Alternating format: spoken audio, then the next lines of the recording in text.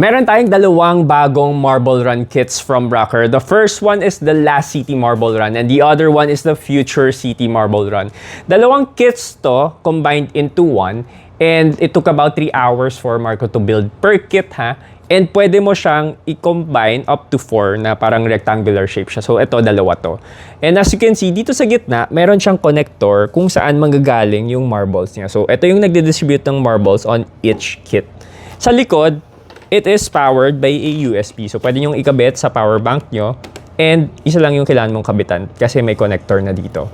On the front, you have button na pwede mong pindutin that would power up both kits. And tatakbo na siya ng dire-diretso. Also, meron siyang cover dito na pwede mong i-open para pwede mong tignan ng up close yung details. Ayan. So, have a closer look. Ayan yung mga details niya. It's made of PVC, may lights, may sounds, and yung satisfying na tunog ng mga marbles, no? Yan. And if you want to turn this off, all you have to do is click this here. Yan. Tapos isa pa para mawala yung lights. Yun lang.